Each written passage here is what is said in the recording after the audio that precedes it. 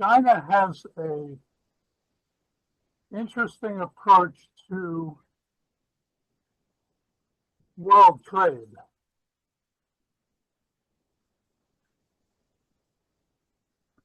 Well, they have a huge fleet of shipping containers and shipping. They just produced their fleet for in their ports for doing shipping uh, far exceed anything else, anybody else's capabilities. Well, their manufacturing has basically put their people to work. They have targeted certain manufacturing processes, areas of concern, competitive advantage, and they are the low-cost manufacturing operation in the world.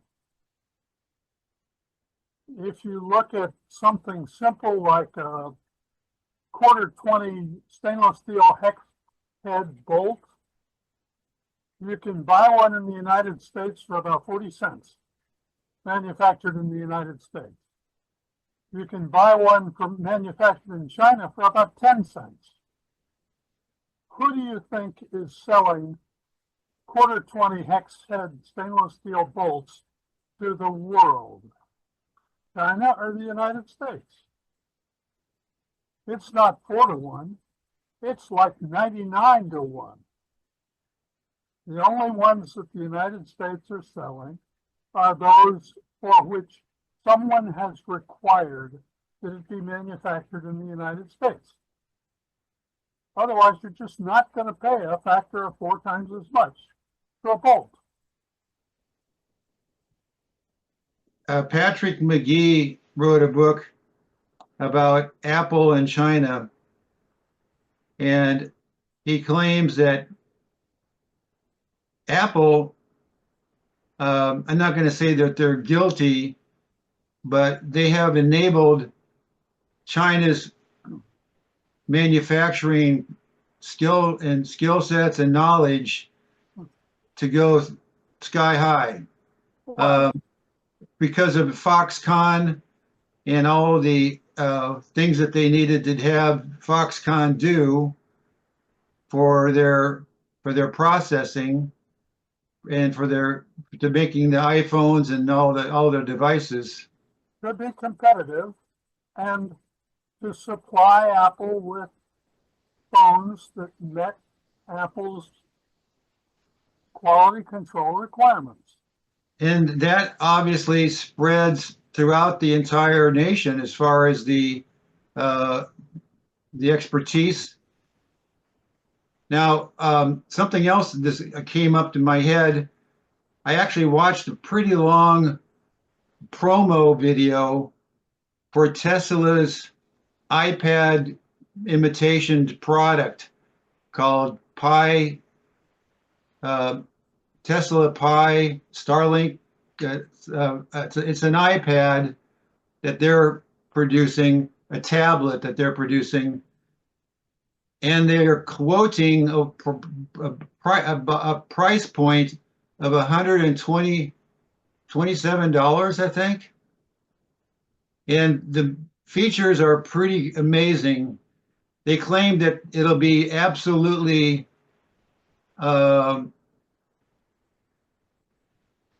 secure, and that your data is no longer going to be floating up into the cloud, but staying resident on your system. That's one of the things that they claim.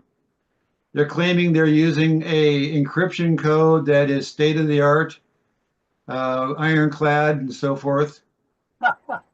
They're quoting that you can transition all of your Apple data. They claim that this is going to be the Apple killer. That's going to be able to transition all your Apple data to that device. Hey, Stan? Yes. You might want to check your source on that. I'm looking at. There's a lot of information I'm seeing that they're saying that's rumors and speculation. It's not real. It's not real. And I've actually Yeah. seen fake videos on YouTube talking about it, like a Tesla phone and stuff. So I don't know if that's related. Tesla phone Pi. Yeah, from what I'm seeing, it's not real. So I would check sources on that. All right. Well, I apologize. But I think it's interesting that they're putting that information out. But I stand corrected. Thanks, Jack. Yeah, has Jack, have you seen or anybody seen the John Oliver uh, discussion about AI slop? The what's his program called? Last week or something like that. I mean, John Oliver sort of took over for Jon Stewart. But at any rate, he's basically describing how generative AI, whether it be images or video or whatever form it might take, has been so quick to infiltrate the internet with misinformation, essentially, and that it's hard. He said that they talk about the dividend, the AI slop dividend, is that people become desensitized to the truth. They can't tell what's true and what's not true. Therefore, they're more willing to just maybe believe whatever version of the presentation that is most appealing to them or that they like, and not with the one that's really true. Now, I mentioned that last week, and Carol had suggested I bring that video up today. I think that the presentation that I have today, based on Amanda Ripley's research with conflict and resolving conflict, is going to be sufficient for what we're going to be talking about today. The AI slop discussion could be something for a different talk. However, if we end up going short today, I can always pull that up just for whatever interest that might be. I did see. I'm kind of a fan of Hank and John Green, the Vlog brothers. And Hank did a presentation that was pretty cool about how we tend to use labels to label people politically: fascist, communist, left, right, woke, whatever. And by doing so, we totally ignore the nuance to what people are and what people think and how people think and how people are. And I think that for myself, I try very hard to be very social. I get out and I try to meet people and engage with people on a real-time basis. And I found that if you get the chance to talk to people that you probably thought were on the other side of the fence, and you have a chance to just approach them in a non-threatening way and do what I call storytelling, basically describing things that are going on in your life, and then they'll describe things that are going on in their life. You'll find out that there's just a lot of fake anxiety out there that's being fostered by being isolated within your own echo chamber, kind of thing. And that's a pretty well understood thing. What I think is sad is that there are forces in the political realm, I'm going to have to walk on ice here carefully, that promote the unity of humanity. And there are other political forces that want to promote the division of humanity. And I think that you have to kind of be aware of that when you're listening to someone and how they present stuff.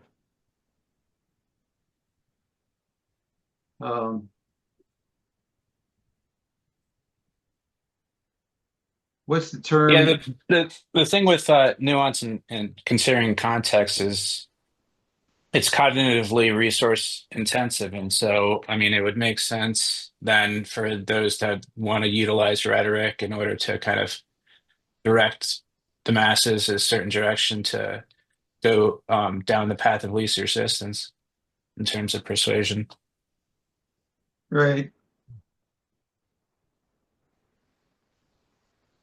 Well, it's all sticks and carrots to a certain extent. I remember Walter Cronkite used to use that term a lot. I always kind of liked that. It's very Skinnerian, very Pavlovian. But that's the way we raise children. We punish their bad behavior and we reward their good behavior. I mean, I'm not a parent, so I can't say much about that. That's what parents think they're doing anyway. Sometimes the kids are doing it to us and grandkids. They're rewarding us or punishing us. Yeah, it's the two forces coming at each other, I guess. You have to teach your children, in my opinion, that both conformity and individualism are risky. You have to find a way to walk that narrow trail between them.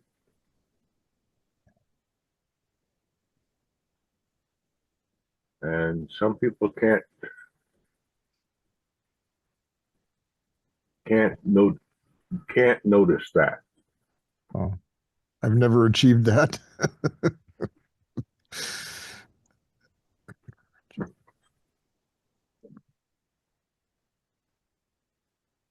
I saw an interesting video on the career of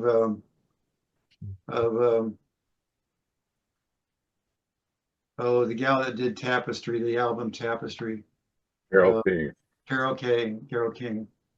And it was a very nice bio of her. And I think they said something about Carol King was a songwriter for other people for her career, most of her career.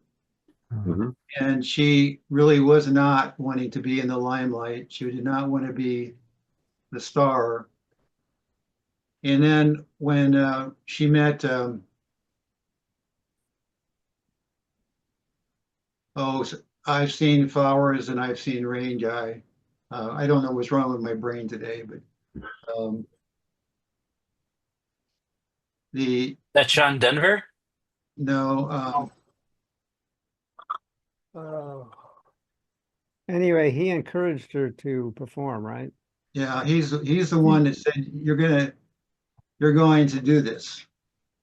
And she had a viral moment when she sat down at the piano and mustered up her energy to do what she liked to do, what she wanted to do this particular song, and it was sensational.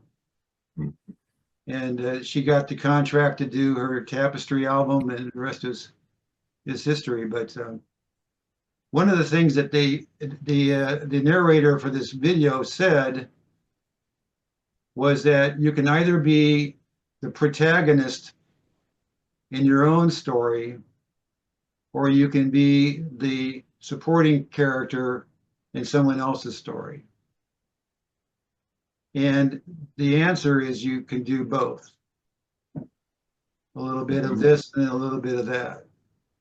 It's like when you're walking or you're climbing a ladder, you use your left foot to go one step and then you use your right foot to do the other step, kind of thing.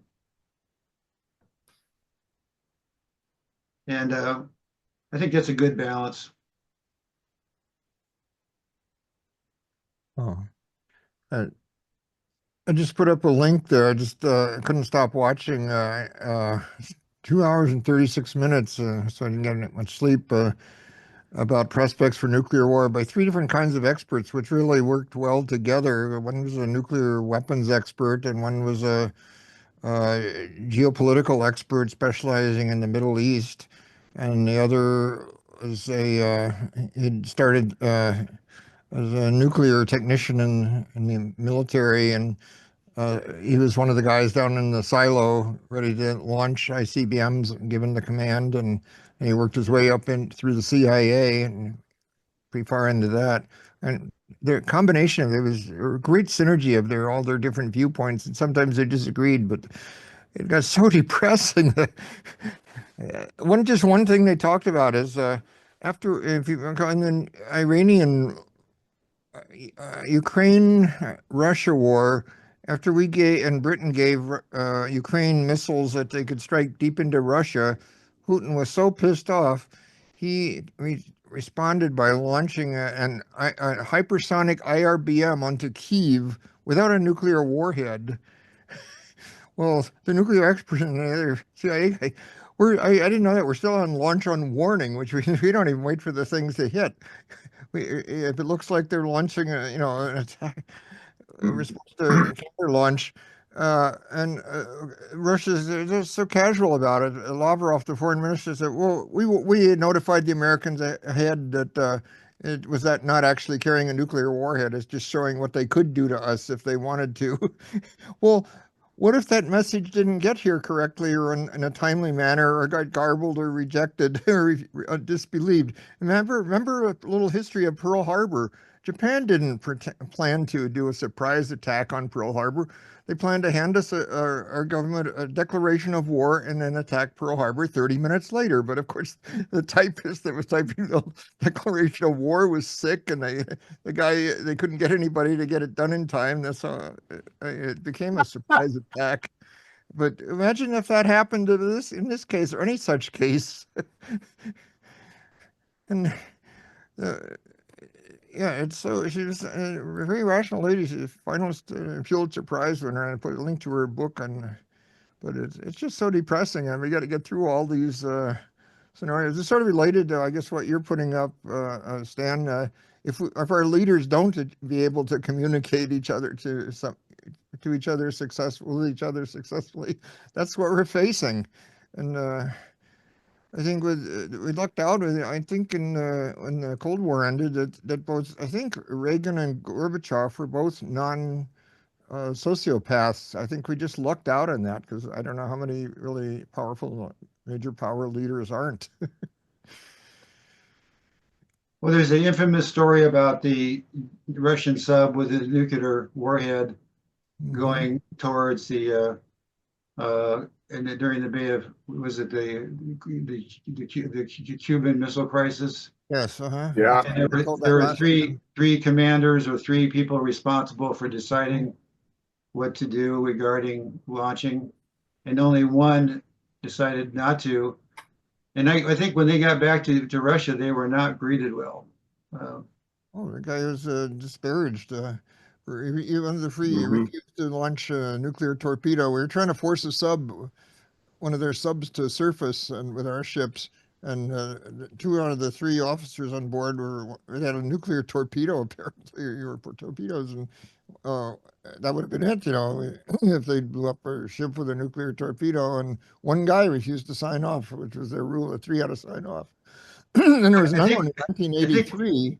I think one of the things that he was doing was he was calculating the fact that these deep depth charges that we were putting down there were obviously not very effective. They must have been doing more of a communication and an attempt to actually take them out. At the time, I was in school just by Orlando there, and of course it was exciting then. There were warplanes flying over all day, and I was sure we'd easily trounce Cuba, and we were having a beat Cuba rally and so forth. It's like a football game or something, and it was very exciting. All the warplanes flying south to Miami, and of course we didn't know that they already had some nuclear warheads in Cuba at the time, and if we invaded, they were to launch. And Orlando Air Force Base was only 3 miles from us, so it's good I didn't get my wish. We were hoping for an invasion. This is why we need competent people in Yeah. administration, and I'm not so sure we do anymore. And back in Nixon's day, there were numerous In this times. video, I Nixon- will show you how to solve a 2x2. Turn that off, please. Oh, sorry, I thought my video was off. I'm on my phone. That's the way I need to be today. There How were the hell- numerous times when Nixon had ordered attacks, or had ordered people to launch an attack, and they didn't do it. Yeah, Because it's, they knew it's, it was supposedly against it's by law. It's the president is supposed to have sole discretion. That's very scary. Well, they knew Nixon was a sociopath, actually. Well, just yesterday, Biden's physician for 14 years, it was on TV on the news, absolutely refused to answer whether he was pressured to lie about the senile Joe's condition. That's really scary. I don't know, a senile guy had the sole discretion of launching the world. Well, there's a nuclear fair weapons. amount of evidence that Trump has some problems with his cognitive abilities now. Cognitive facilities. Yes. Oh.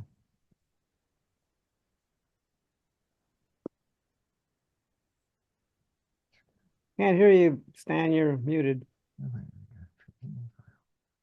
Sorry, thank you. I always try to mute myself when I'm getting prepared for a video because I got that damn commercial that comes up and I got to get that out of there. Oh. Okay, today I want to talk about a video that I saw. I'm kind of a big fan of the Big Think series. I think that they're good quality. And not all of them are great, but some of them are better than others. But this one especially appealed to me because of the approach that she's taking towards understanding conflict resolution. And she has some processes and some techniques that are involved. But one thing I just did some notes here. I should have probably done up a PowerPoint on this. But she claims that there are 4 different kinds of issues that people have. One of them is a power and control issue. The second one is a respect and recognition issue. The third is a care and concern issue. And 4 is a stress and overwhelmed issue. Now you could probably go further than that, maybe subdivide those, but that's where she thinks they're basically when you talk to someone. I remember I've always been told, Carl Rogers used to say, facts are friendly and what's personal, most personal is most general. Meaning that for me, what I see there is that if you're describing an issue that's close to your heart, you're probably going to be able to connect with your audience better and so forth. This is a pretty long video. I want to watch it and then we'll talk about it as we're going along. As far as the questions are concerned, you can stop me anytime. I'm not sure how I'm going to record this because I do intend to stop the video and talk about things as we go along. So it's going to be hard to catch all that banter. I've got record going right now. I'll probably stop it shortly after we start. But Stan, this is Dean. Can I, because I'm going to be in listen mode. I just wanted to say one thing. I have to be on my phone listen mode.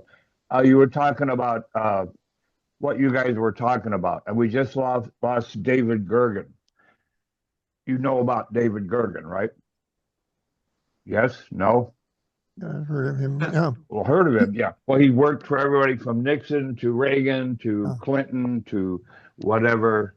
Um, yeah, and a dying breed, as in someone, you know, because someone was mentioning, well, we don't have any sane people. You know, I mean, Nixon was the most insane guy he worked for, and Jesus Christ, I'd take Nixon back. I'm sorry today. It's that sad. Anyway, I'm going to shut up and listen to Stan. All right, thanks, Dean. Okay, so I'm going to start the discussion with Amanda Ripley.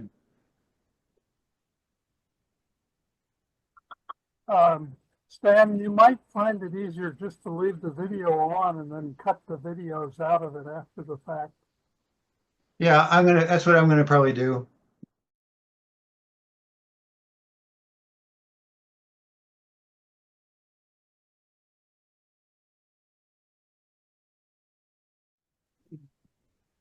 Any questions or comments? Am I wasting your time? I went to I'll put my hand up too. Who is Ripley? Ripley has about 10,000 hits on Google. Amanda. Amanda Ripley. All right, that's what I wanted to know. Yeah, I wanted to know. No, she's pushing a lot of buttons for me. I'll shut up. Tom. I posted a comment about a book by William Ury, whom she mentioned just toward the end of that spiel right there, and it's Getting to Yes. I think there was this one that he produced with a subtitle Without Saying No, and it's a lot of the same stuff. So that's a good book to read. Okay. Can you kill that video so I can see people? I can't. There we go. Well, you know, you can click the participants at the bottom of the Zoom screen. But I want to see all 9 faces. But yeah, no, you can do that. I'll figure it out. All right, never mind. Yes. All right, Eric. Yeah, it seems like something she said about finding out what her opponent in a debate really most wants. Seems like I've read the same thing in a book, a classic little book on negotiation many years ago called Getting to Yes. This is maybe what they're most passionately demanding in your opposite in a negotiation. Maybe that's not really what their primary goal, and that's like a secondary goal to get to their primary goal. And if you can find out what's really they really want most, another way to get to what they really want most, maybe that's a way out of the conflict. That book is the one that I posted in the chat, Eric. Yeah. Yeah.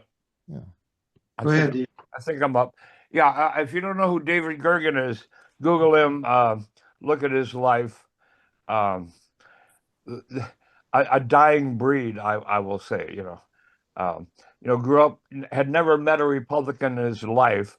Went to work for Nixon and Ford and whatever, and then worked for Clinton and whatever, and was on the PBS NewsHour for a long, long time as the conservative voice, right? But conservative as in Ronald Reagan conservative, not whatever that thing in the White House calls himself. All right. Anyway, yeah, do a little research on David Gergen, quite a human being.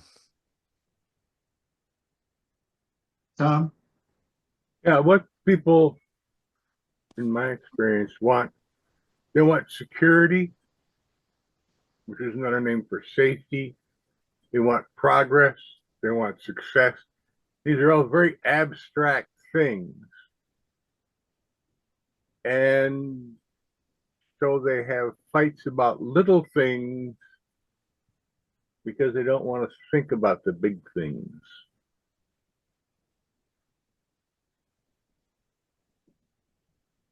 So, Yeah, We all- security, believe it we or all- not, it has to do with my history. Security is not at the top of my list. no, We all have the the grayscale dichotomy between things that we can control or we think we can control and those things that we can't control. And oftentimes, if we can't control them by ourselves, we seek alliances with other people. We get into groups and so forth. I remember that when I was taking a business class in the day, the professor said that the reason why people organize is because people in groups can do things that you can't do as an individual. Well, people have been organizing for 200,000 years. That's how we became human, and why primates became primates. Without organization, we're just worms. Right. And obviously, one of the things that has to be Actually, worms determined are organized, but within an organization is what your modus operandi is, what you're going to do. And that's where a lot of conflicts arise because there's different visions of outcomes. yeah, And it's interesting about reason as a faculty is that we're rational people. We have the capability of it, but our reason is usually dictated by our passion or our emotions. And yeah, once we have an emotional desire, we use reason to sharpen our sword and to be able to achieve that particular desire in the best with the best expediency. Rationalization 101. I mean, I used to ask my students in the day, I said, if there's anything that needs to be done, is it not the case that there's only one best way to do it? I'll say that again. If there's anything that needs to be done, is it not the case that there's only one way to do it? And that answer seems a little bit like a riddle, but there are a lot of nuances involved, and I think that it makes for an interesting discussion. Go ahead, Jack. Yeah. Well, getting to yes was brought up before. I read that a while ago. I remember the zone of possible agreement.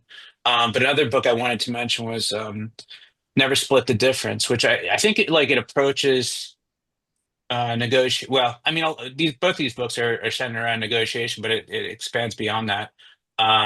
It just in terms of human relations. But yeah, Never Split the Difference. I think touches more on the ideas of Kahneman, Cialdini, and evolutionary psychology. Where like getting the yes is focused on as was mentioned before, rationality, logic, and reason, and Never Split the Difference focuses, I think, more on the emotional aspect of decision making. So it's like fairness versus influence, joint gains, win-win, which is getting the S, focuses on that versus strategic advantage. The other thing I wanted to mention was so she talked about cooperation and the importance of cooperation in a number of different areas. And recently, I read the Evolution of Cooperation by Axelrod, which is interesting. It talks about tit for tat in game theory type settings. But yeah, I would also recommend that. Um, and then she talked about doing the dishes example. It makes me think about the free riding. Like an example would be an apartment with two roommates. So she talks about communication and understanding. But the thing is that communication, I think, has limitations. I mean, there's going to be those situations where you have a low conscientious person versus a high conscientious person. Someone just by for who they are is going to default to free riding for a number of different reasons. But yeah, conscientiousness certainly plays a part of that. So in some cases, the roommates maybe just should not should not live together. So yeah, I would just say communication has limitations. That's it. Eric, One of my favorite science fiction writers, Paul Anderson, said many years ago, the intellect is the lackey of the emotions, meaning that our emotions ultimately choose our primary goals and then uses our intellectual faculties to achieve those goals or rationalize them. right? Yeah. Tom? Yeah, what I want to say kind of follows what Eric just said. You rarely win an argument through reason and logic because emotion is much stronger. If motion ever gets involved in an argument, that's basically there's no way to win that argument. And this technique that Amanda Ripley's talking about is a way to diffuse that emotion, and I think that's why it's a technique that can work. But there are very few settings in which logic will win an argument. There are some, but that although it seems like that should be the way things work, it isn't. Yeah, I think in a scientific community, if you have a paper that you can use to destroy the research of someone else's progress, you might be able to make some kind of points there. But in a more family-like or more human-based organization, I don't think that you can get people to really change their mind without some kind of deeply emotional experience. That saturation moment that she described earlier in the discussion, and they have this epiphany, and they want to make a change. And I might add that is a lot.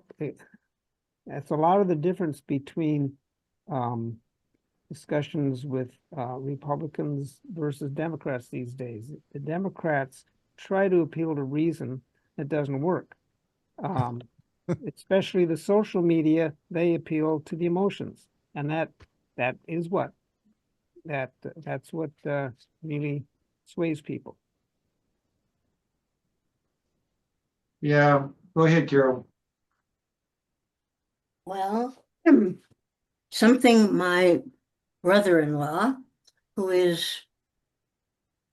comes from a Quaker background, once said that I found extremely profound.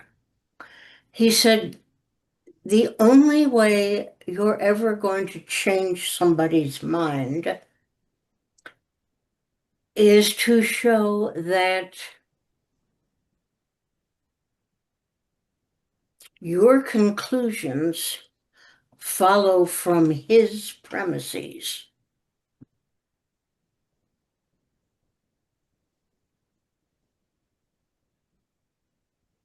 It doesn't do any good to prove that your conclusions follow from your premises. You got to figure out what his premises are and somehow work it around to where your conclusions can follow from his basic premises.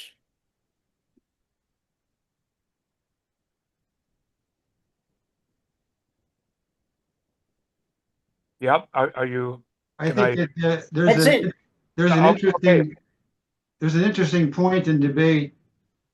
I'm kind of a fan of Christopher Hitchens, and he was known for being able to make his opponent's argument in a debate better than that guy can make himself.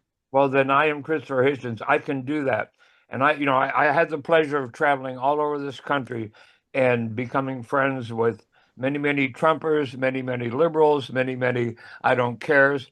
And yeah, and some of them, we totally agreed to disagree on politics, but we became deep friends for the month that I was there. You know, And yeah, but they had the same ability. In other words, they would read my room and listen to what I was saying, and then make an argument that would make sense to me. And I would do the same with them. And we would have arguments. Now, there's two different definitions for argument, right?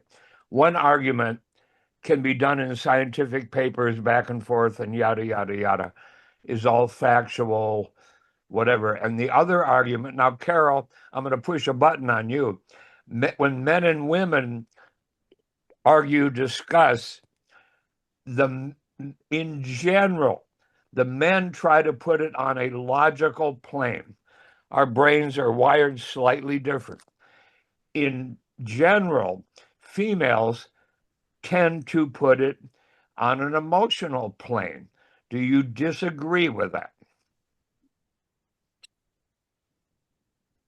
That's a loaded question. No, it's not a loaded question. It's anatomy, it's biology. We are wired slightly differently.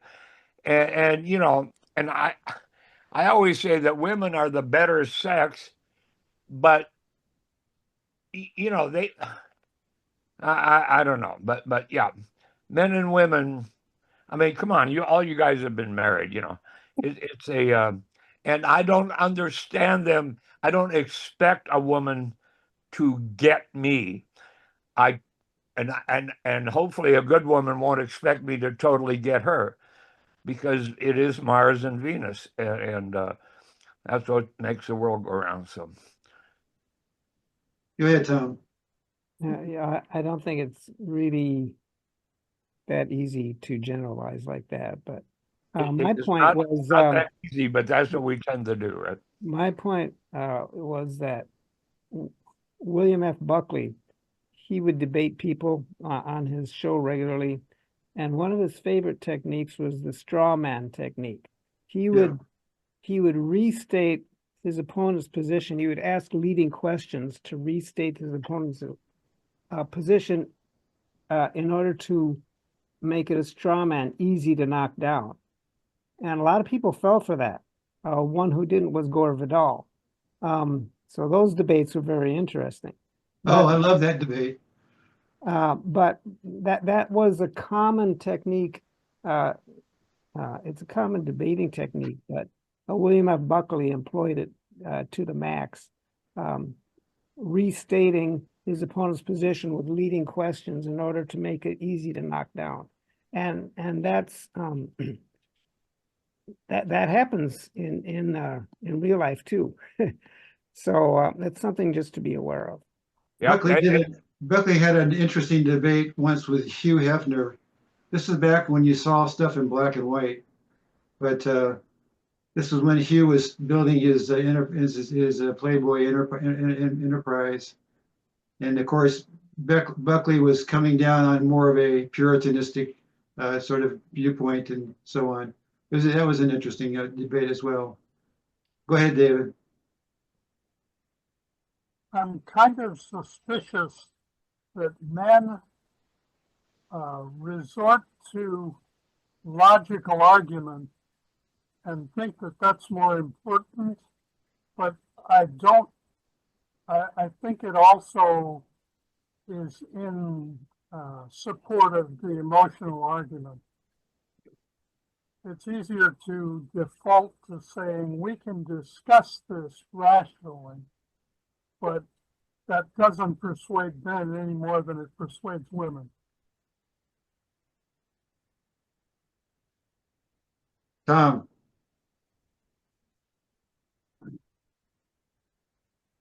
I can't change anyone's mind,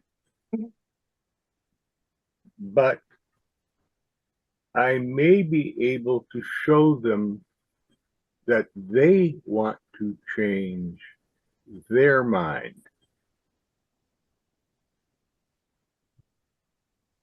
That your conclusions follow from their premises? Yeah.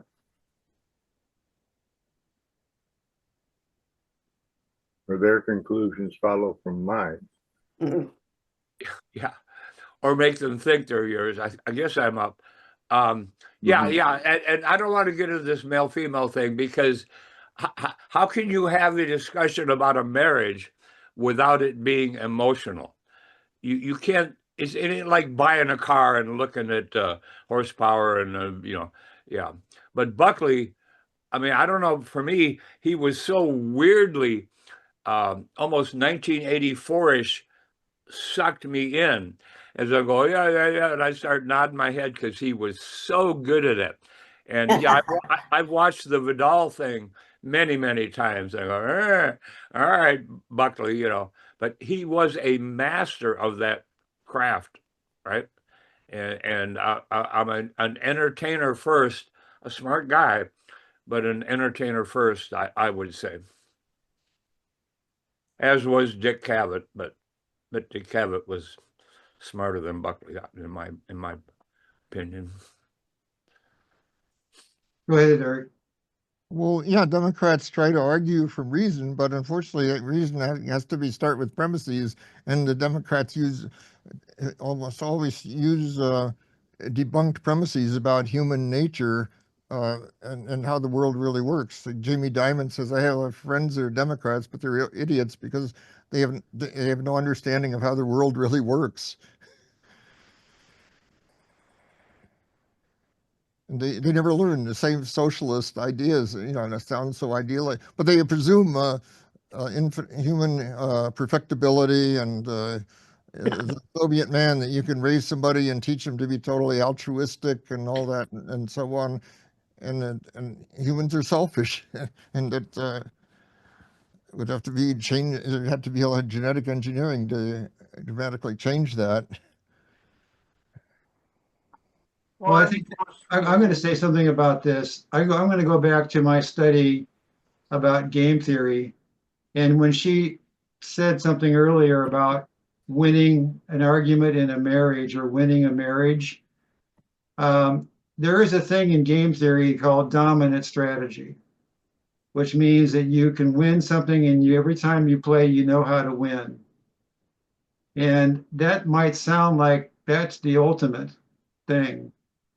But the fact is that if you're in a relationship where you want to have, or I guess I'll precede by saying that when I go to looking at relationships, I like to find some kind of equity within that relationship. I try to shoot for equity within that relationship. And therefore, the other side of the strategy, dominant strategy, is game balance. Now, what is game balance? Game balance just simply says there isn't a dominant strategy. That if you think that you have one, the next time you go to play the game, it's not going to work. And that, I think, has got to be, usually if you're talking about gamers, they love games that have game balance because that makes that game more interesting to play for a longer period of time. And I think that maybe the game analogy is a little bit worn out, but I think that you can't just walk off into the sunshine like an end of a Disney movie where everything's going to be perfect from then on. There's always going to be the next day, waking up the next morning and starting out and getting things figured out how you're going to navigate the next day. So are you saying that winning every time can be counterproductive? No. Well, I think as long as you mix it, as long as belittling your opponent is your goal, and you want to have a relationship with that person, I think that's counterproductive. That's on the face, that's counterproductive.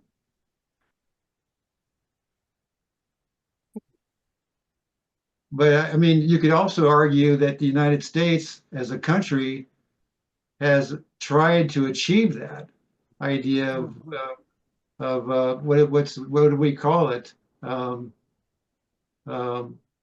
What's the word? The American superiority, Exceptionalism.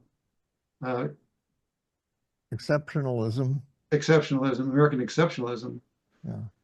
And we've proven it to ourselves because of But our we are an exceptional country, historically speaking. we've proven it to ourselves because of our experience with King George in the Revolutionary War. By the way, Ken Burns has a very good movie coming out. If you haven't seen the preview on that, he's going to discuss that. I've been seeing some reviews of that. So I think that, but the Chinese have had a very, very interesting history as well, with lots of conflict.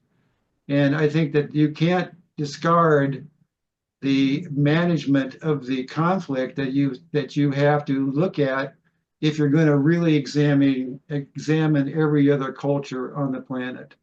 There's going to be some valid history involved, some backstory that's going to be valid in some way. I think that we've had some advantages in terms of science and technology, which obviously give us an edge. We did the bomb before anybody else. We've done a lot of things. We did the space, we did the moon, all those things before anybody else. We made the transistor. No, Russia did space before us, but not the moon. Not the moon, not the moon. but putting something in orbit. Putting something in orbit. Dogs, monkeys, People, and many people, and we don't know how many they lost. no, but they But did. That's beside the point anyway. It is. Tom, For some reason, I want to say the flying manhole, but never mind. To win all the time is to lose. If you want to,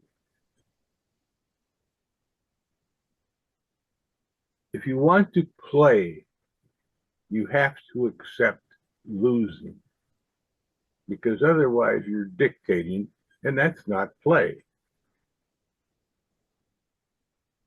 Someone, I don't know, remember who, the path to winning is losing gracefully.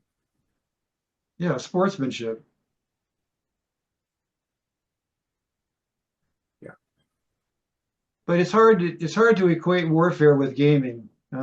It's a challenge. That's a very, very testy process. They call them war games for a reason. Mhm. And part of it has to do with strategy.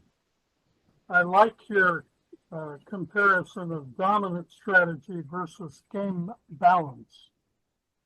If you see a game and you know that there's no way to win, the solution is not to play or to change the rules. None of us play games to lose. Often people play games and change the rules so that everybody can win, or so that cooperation can win. In the case of a relationship with a spouse, it should not be a win-lose situation.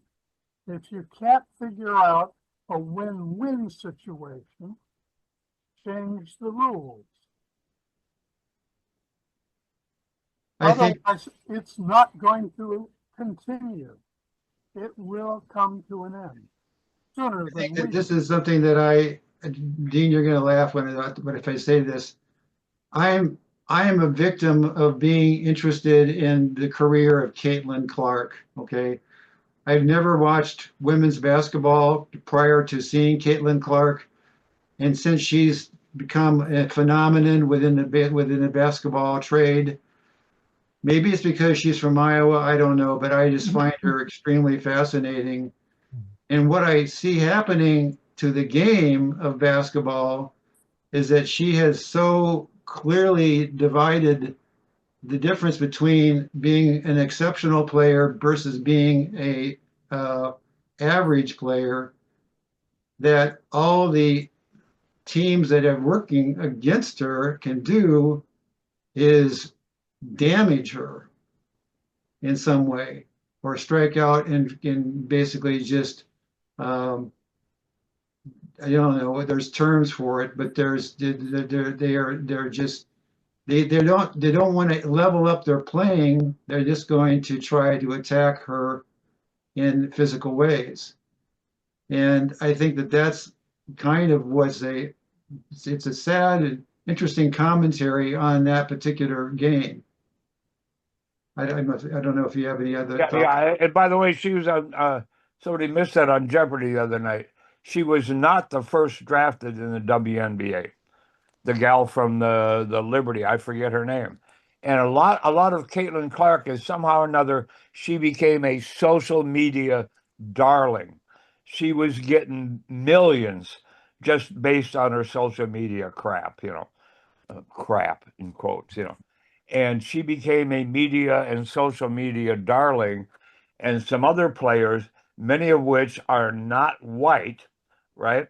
Black players who are just as engaging, just as good. All right, now exceptionalism. And you brought up basketball.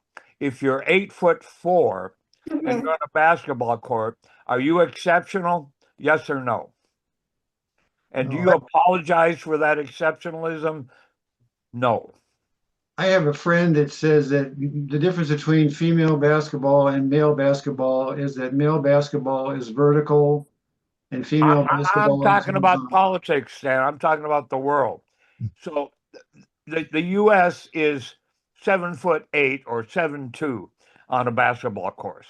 We just are. That was our DNA. We didn't, it just came to be that we are exceptional. We have an exceptional history.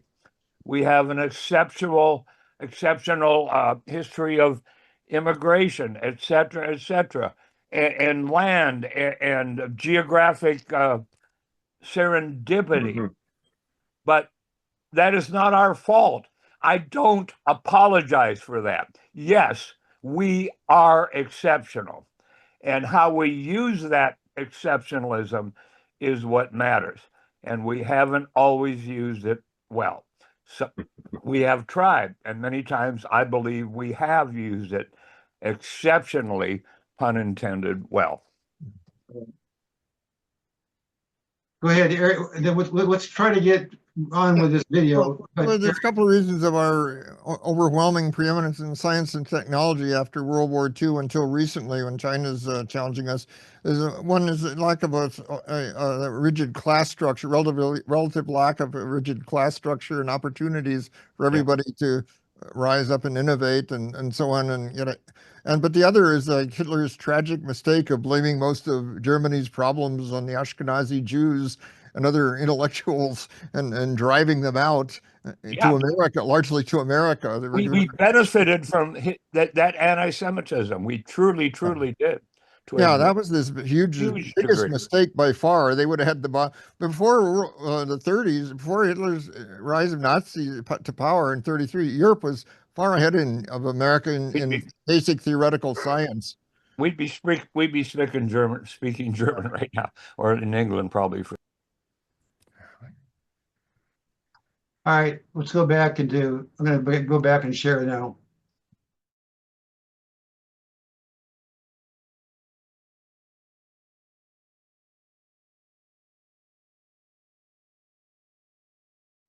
Any discussion on that? I don't know. This is all so intuitive to me. This is the way I have been since I was 2 years old. But yeah, I don't count the rows between me and the exit. I sit on the exit, period.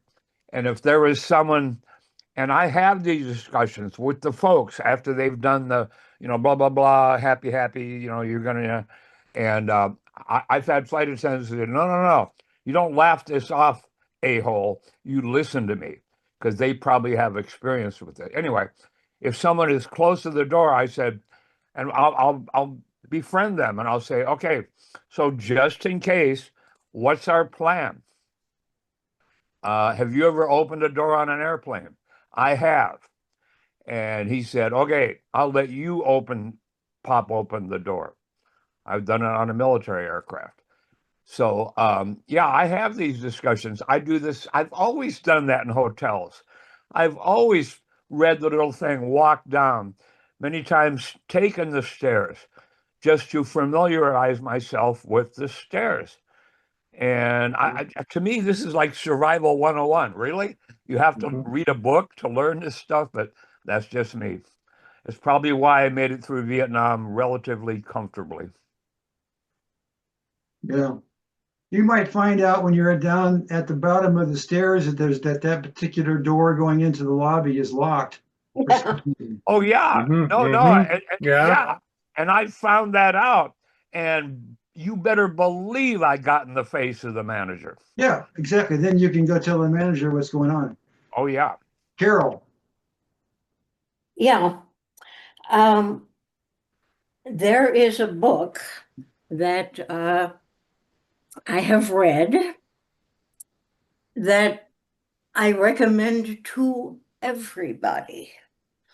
It is a book called The Moral Molecule, and the author is a PhD named Paul Zak, Z-A-K. And the book goes through the research that has been done on oxytocin. And oxytocin is a chemical that tends to help people bond with other people. If you have high levels of oxytocin, it makes you trust other people more. And we have some very good statistics which indicate that approximately 5% of the human population does not react to a surge of oxytocin. And about half of those are born that way. It's a mutation. The other half they get that way either because of really traumatic events in their childhood or because they take a lot of methamphetamines, and this tends to burn out your oxytocin receptors. And what happens is that people who have a normal relationship with oxytocin, people who are not a part of that 5%, are good at empathy. When you say to them, do unto others as you would have them do unto you, it makes perfect sense because they can feel other people's, they're empathic. People who don't react to a surge of oxytocin have no idea in the world what you're talking about when you say, do unto others as you would have them do unto you. Well, how do I know what other people are thinking or doing, what other people want? And there's just really interesting statistics, like they would test people in prison. And it turns out that as opposed to 5% of the population, 30% of the people in prison do not react to a surge of oxytocin. They have no empathy. And a much bigger percentage of them end up in jail. There are certain professions that attract people who don't react to a surge of oxytocin, who have no empathy. They're very big on prison guards and Surgeons, or can't hear you. surgeons, I think. Surgeons. Surgeons. Yeah. I don't know about that. Yeah. Doctors per se tend to be pretty high on empathy, but surgeons might be a subcategory of that. But this has just made a whole bunch of things clear to me about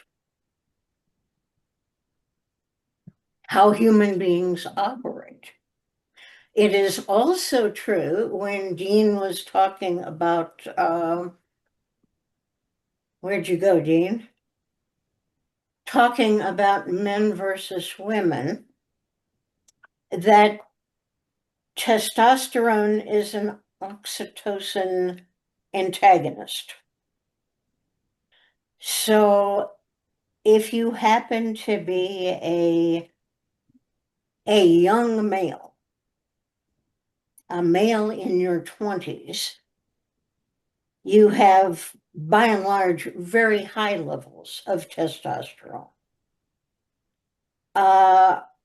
Levels of testosterone decline with age. Women, by the way, have a certain amount of testosterone, but it's lower in women than it is in most men. And it's also true that even young men, who go very high on testosterone levels, their testosterone levels decline if they are living with women. And they decline even more if they're living with women and children. And society has worked out ways to make this work for the society. If somebody suddenly declares war on you, you call up all the young men and stick them in barracks so that their testosterone levels go sky high and they make good soldiers because they're not living with women and children anymore. And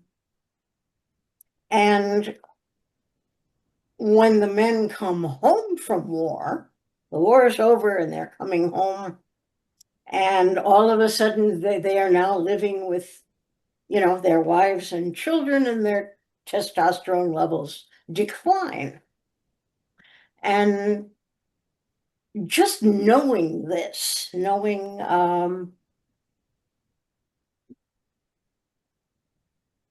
is a way to figure out ways to make society work well.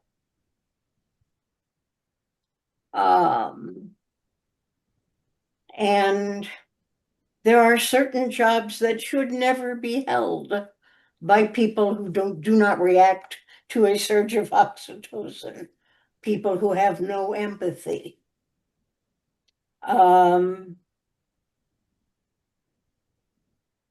Anyway, I recommend this book, The Moral Molecule, very highly.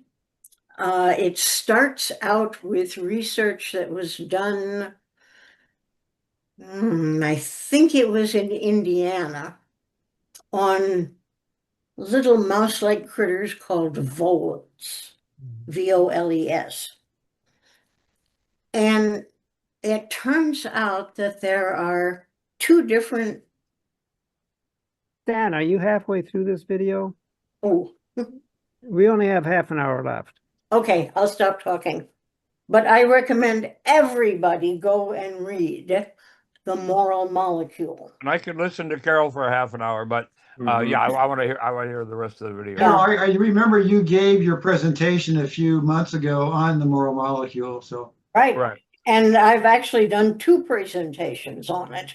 And there's a reason why wars are best fought by 18, 19, 20-year-olds, because testosterone poisoning, the male brain has not developed and will do anything. I was going to say that drill sergeants are part of the 5%, but thinking about it, I don't think that's true. Say that is not again? true. They have plenty of empathy. I got to know my DIs. They were good human beings. I was amazed at how good my drill sergeants were, especially Very good at their job, though. Yep. H-Town. Oh, well, I was going to say something, but I'll say something else first. I was, in my life, spent 10 months in Marine Corps boot camp and got to know a lot of drill instructors.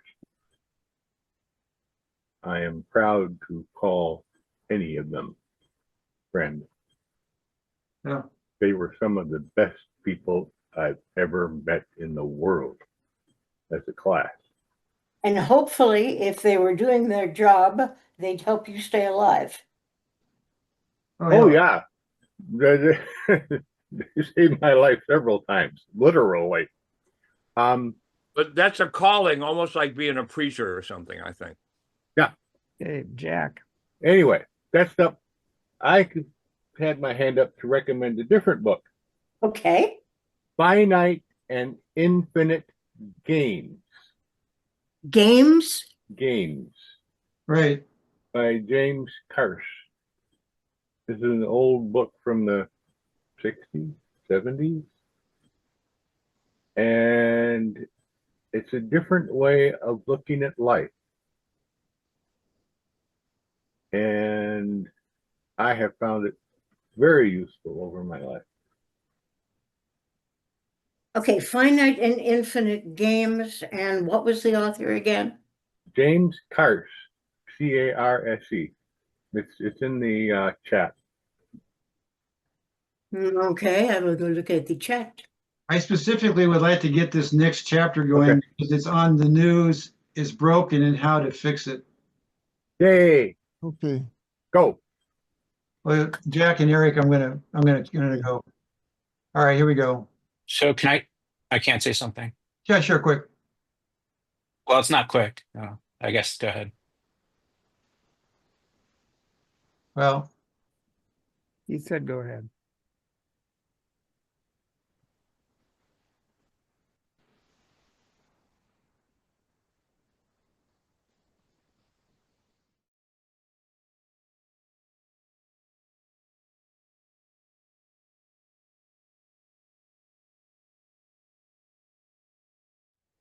my observation about this material is that it's a bit challenging to be able to, even with her accuracy and her on the nose observations about news, the idea that there's going to be an attempt to make a difference or to do the differences seems like, as long as it doesn't have a effect of increasing the profitability of their newscasts, it seems unlikely that they're going to do that.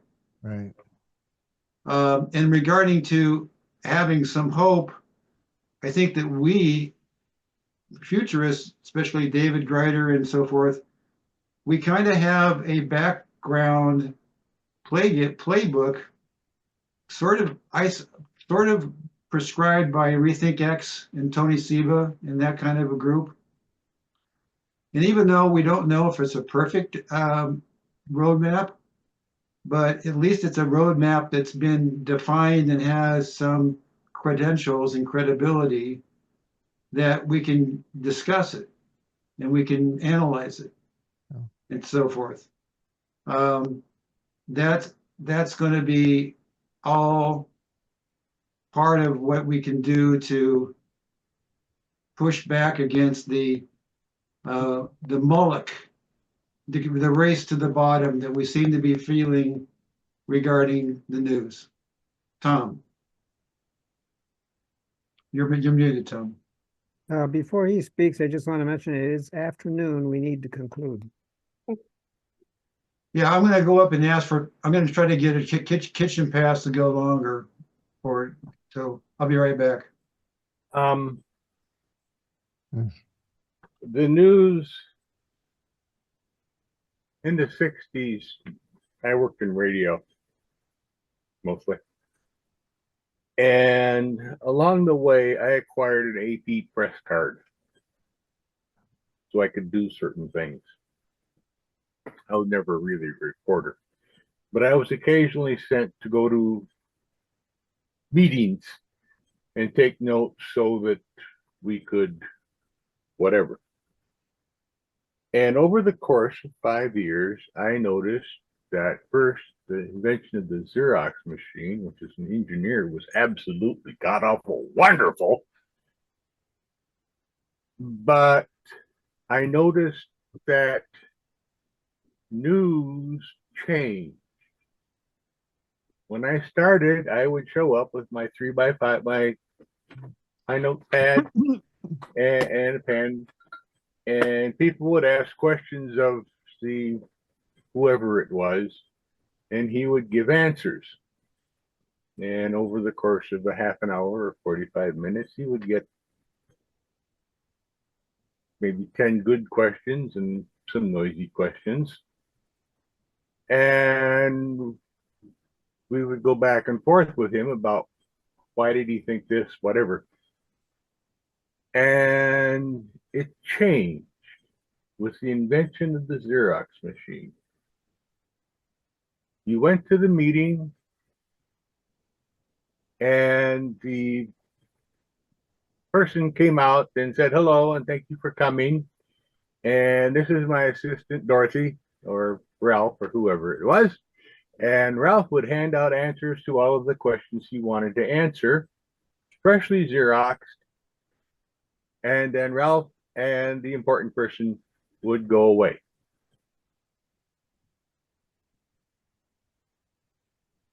It ceased to be news and became storytelling. And that's an important thing. Storytelling is important. It really is. But it's not the news. Next. I would like to mention that next week Eric is going to do a little more on the future of war. And the week after that, we're doing a hybrid meeting at the library, Foxborough Library in Bloomington again. You can either come in person or you can come by Zoom. And we're hoping to have our annual meeting as part of that meeting, which is to say, probably meet as a board beforehand. Maybe we can get there at 9 and have an election of officers, which we're supposed to do every year. Every other year, actually. Every other year? Okay, But sorry. do this year. And Yeah. because Tom has been our president for the last 2 terms, 4 years, he's not supposed to continue in that position according to our bylaws. Oh, by the way, our bylaws need to be modified, but we probably won't have that put together by that meeting. And I'm going to be doing some sort of presentation if we don't have time, if we have time for it after the annual meeting. So the main piece of business at the annual meeting will be election of officers. You have to be a paying member of the Minnesota Futurists in order to be able to vote. Oh, and I will be there as the treasurer collecting dues if anybody wants to vote and hasn't paid their dues. Maybe you should post your address so they could send you payment now if they want to. That's fine, I'll do that. The dues haven't changed in a long time. It's $30 a year. Okay, Stan, anything else? Well, there's only one category left, and I don't think it's going to be possible to do it now. Right. I want to just thank you for allowing me to share this information. I feel like it's something that has valency in our current situation and probably will have valency for every situation in the future, because this type of thing is an ongoing process. And I think that, not sure what infinite games and finite games are, but I'm sure that engaging in life and solving problems and trying to steer humanity into more of a prosperity situation is an infinite game, and one that requires interest and curiosity and playfulness and hope. I liked your discussion of hope and agency and dignity. Dignity. And I know that I'm thinking that I'm starting to take on my dad's position of being a little preachy, but it comes naturally. I don't know. I guess it's just kind of a default for me to do that. But thank you for listening, and I hope that you enjoyed it. And we can set this up again to David to finish off this last one, and then I can morph it into another thing as well. Well, we were considering doing a potpourri because we do have a vacancy in our presentations in the next few weeks, right, David? We've filled the next vacancy, but we have one next month coming up again. So it would be possible to do it as part of that potpourri. Right. That sounds great.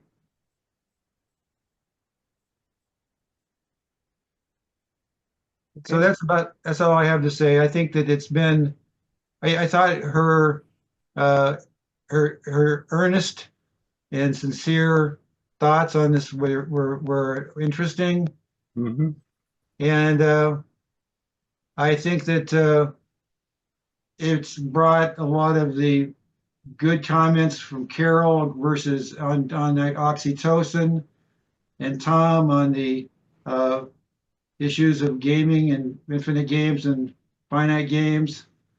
And everybody had some great stuff to present. Jack, do you want to give us a little bit of what you wanted to talk about earlier? Well, it's kind of out of context now with the the last video. I don't know if we want to go back to that or not. Give us a little taste of it. Give us the Cliff Notes version. So, well, essentially, it's about agreeableness and disagreeableness. So she's talking about the World Trade Center, and then the announcer saying "stay in place." For those that were either didn't go through some type of training to leave, there are others that just had this disagreeableness temperament that would have just left. The same thing with like flight attendants or the captain, waiting for them to tell you what to do, as opposed to the guy that just, grabbed his wife's hand and without waiting for permission, they just left. So this whole thing with waiting for authority experts to tell them what to do, I mean, it in certain circumstances, it's definitely a useful model to follow. In other circumstances, it depends on the situation. Obviously, you want to avoid chaos and have informed decision making, but sometimes in certain situations, like a disaster situation or crisis, it doesn't serve you or the individual. So depending on the situation, it could be valuable for decision making, but can also be a liability depending on context and situation. Carol had mentioned oxytocin, and men in jail, there's disproportionate, especially on the ends of a standard deviation or bell curve. There's disagreeableness. Men are more disagreeable, and men in jail is 90% versus women 10%. So, and those are at the extreme. So that's a perfect example. exits. So I was thinking about COVID, and and she'd mentioned that, kind of mentioned it in the last video, the whole idea of disbelief. Initially, people not believe. I mean, I was paying attention to early on what was going on in China, and so I don't know. I think like my approach is probably different than a lot of people, but there was a fear of panic, like the fear of panic causing more harm by leaders that she'd mentioned. Sometimes it's also driven by other factors like resource distribution, depending on priority needs. An example is like the N95 mask for first responders versus the general public. Like I actually went to Home Depot and bought a bunch of N95 masks before the Surgeon General came out and started dissuading people to do that, saying that there's no data that would be useful, but then also the first responders should need them. So there's like a conflict of messaging there. But yeah, so anyway, there's a lot of nuance to consider, in the things that she's talking about. I think that there are other, who was it, Box that said, there's some all models are wrong, but some are useful. So with Carol talking about oxytocin and me talking about, personality traits and disagreeable, I think that there's like a correlation there. Obviously we're not there yet to actually pinpoint a lot of this stuff, but yeah, it really is interesting. That's it. Thanks. Thank you, Jack. Yeah, I was going to say when you're starting out about being against authority in regards to response to emergency, wearing masks, even when I was at the VA yesterday, and they have strongly recommended signs, and I saw no doctors, no nurses wearing masks. It was maybe 5% of the people in there were wearing masks. So yeah, it's a little, there's irony, there's paradox, it's everywhere. Yeah, good points. Oh, yeah. I just want to talk about 9/11. You were talking about 9/11. I thought it's a kind of a amusing in the hindsight that 9/11. I was in a big room with a bunch of people at work taking some psychology course that are of the kind that top management keeps getting sold and forcing us to take.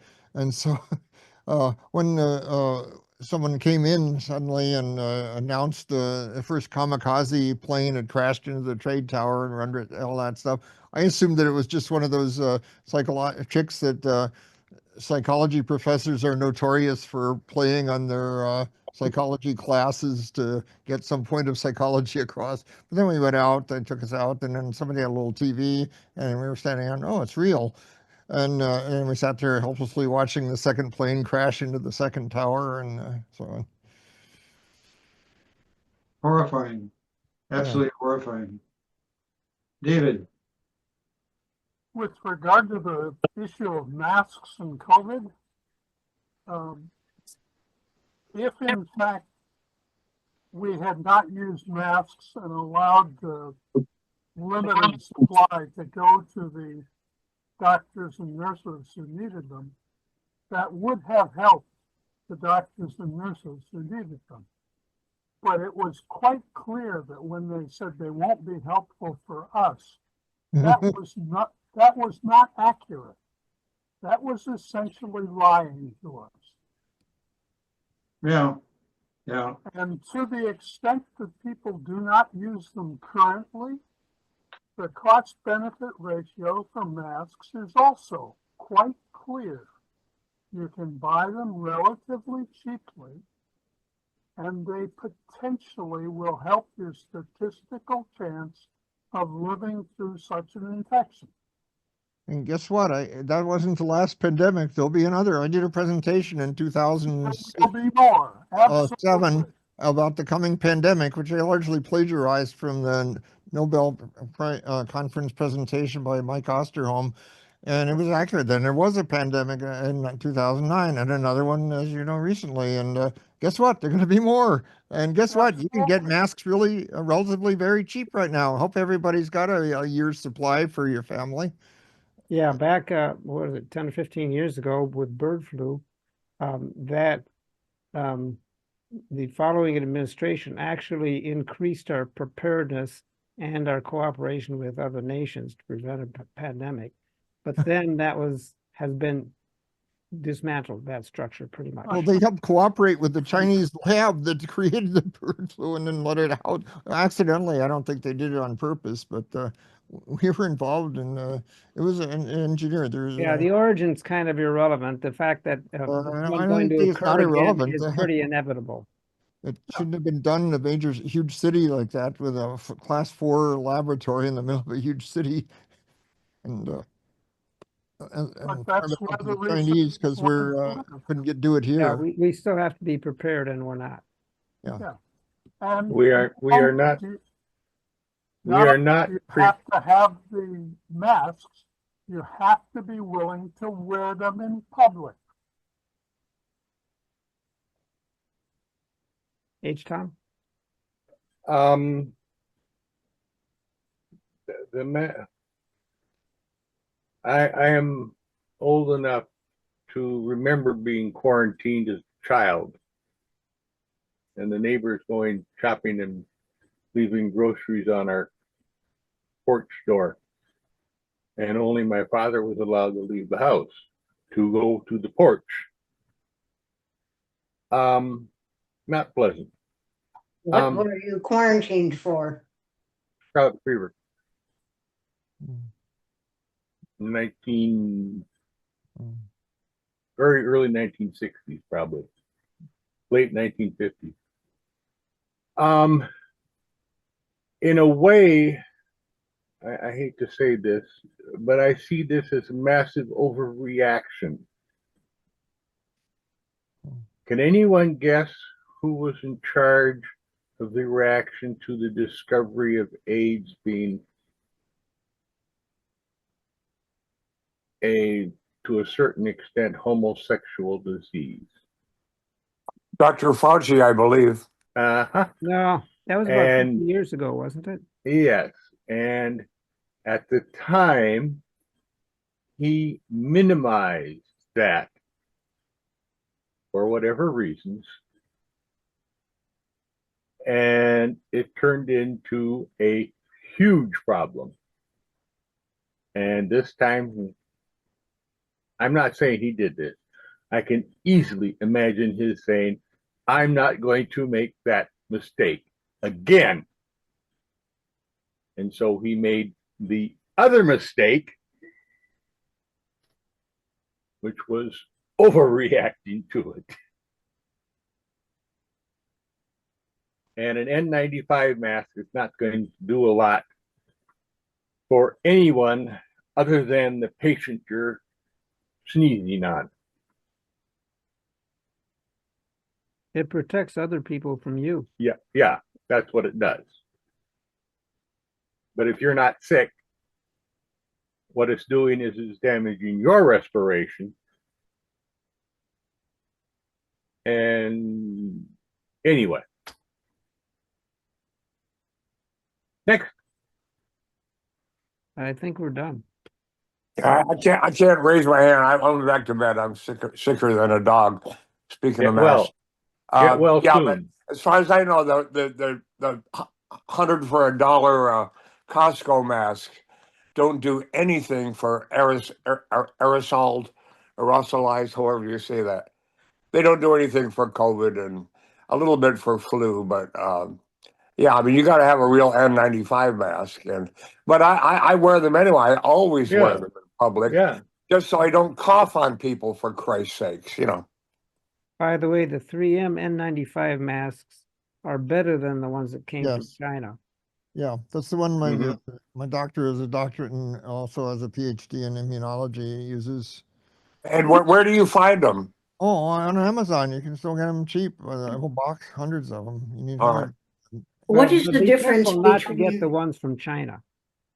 What is the difference between the N95 and the KN95 mask? Does anybody that's the know? Chinese standard. The K, I think, is the Chinese standard. I wouldn't trust it. Nah, there's a slight difference. No, I don't want anything made in China. I'm sure as hell. Or the virus was made in China. I'm not going to buy masks made in China. Thank you very much. There is a technical difference in the standards between the KN95 and the N95 I do not remember the details of the difference. I looked it up and said, okay, this is easy. We buy N95s, not Typically KN95. the 3M if you can get them, not some cheap. A lot of people don't know the difference though. Yeah, I'm asking if anybody does. Fauci said they are very similar, but the KN95 is a poor man's N95. But if you can get the 3M, the real deal, that's where you go. The can certified Yeah. by the Chinese government. You gonna trust them with your life? What they say? Excuse me, but they both have essentially the same media. The little bit of difference is in the sealing around the edge of the mask.